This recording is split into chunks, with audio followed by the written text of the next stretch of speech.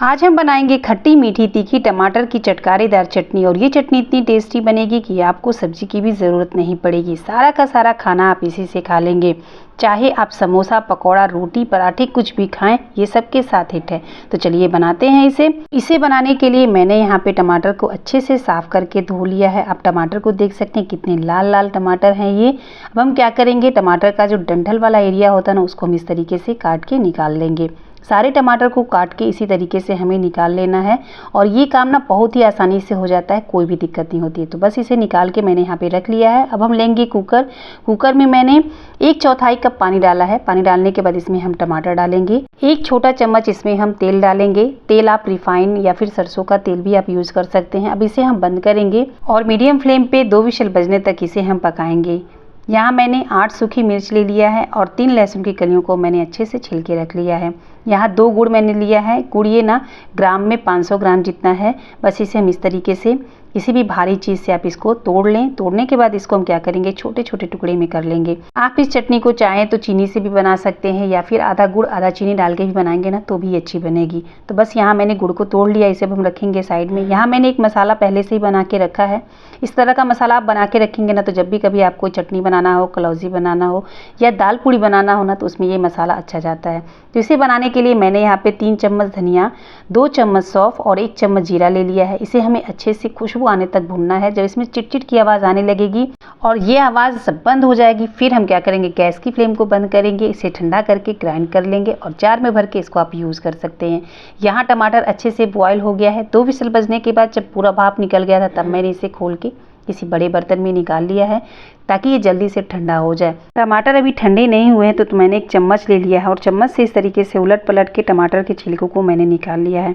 टमाटर को उबालते समय जो हमने तेल डाला था ना, उसकी वजह से इसके छिलके बहुत आसानी से निकल जाते हैं, बिल्कुल भी दिक्कत नहीं होती और सिर्फ छिलके निकलते हैं, गुदा इसमें बिल्कुल भी नहीं आता है।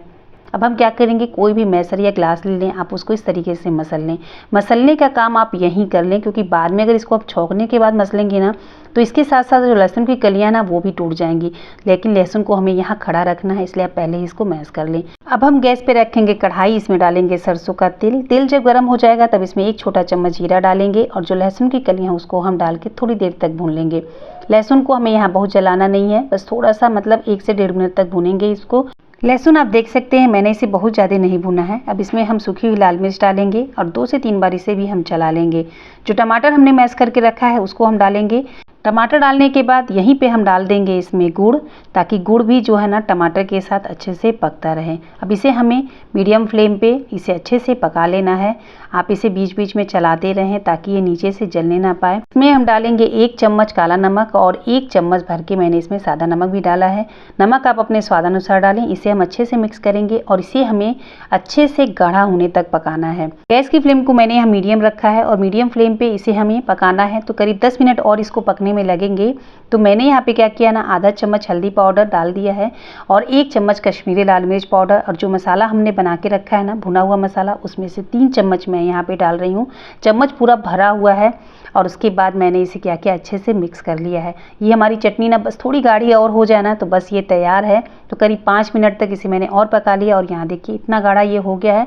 बस इतना ही हमें चाहिए। बस हम गैस की फ्लेम को बंद करेंगे। इससे ज़्यादा गाढ़ा हमें इसे नहीं करना है क्योंकि ठंडा होने के बाद थोड़ा गाढ़ा ये और हो जाता है। ठंडा होने के बाद देखिए इतना गाढ़ा हो गया। अगर हम इतना गाढ़ा करके गैस बंद करते ना तो ठंडा होने के बाद ये और भी ज़्यादा गाढ़ा हो जाता, फिर इसको निकालना बहुत मुश्किल हो जाता। तो इस बात का आप ध्यान दें, बिल्कुल थोड़ा गीला रहे ना तभी आप गैस की फ्लेम को बंद कर दें। आप इस चटनी को एक बार बनाकर 1.5-2 महीने आराम से खा सकते हैं, बिल्कुल भी ख़राब नहीं होता है ये। और तो और इस चटनी को आप बच्चों के टिफ़िन में भी देंगे ना तो उन्हें बहुत ही पसंद आएगी। तो आप लोगों को कैसी लगी मेरी आज की रेसिपी? अगर रेसिपी पसंद आई हो तो प्लीज़ लाइक, शेयर और सब्सक्राइब करना बिल्कुल ना भूलें। Thank you.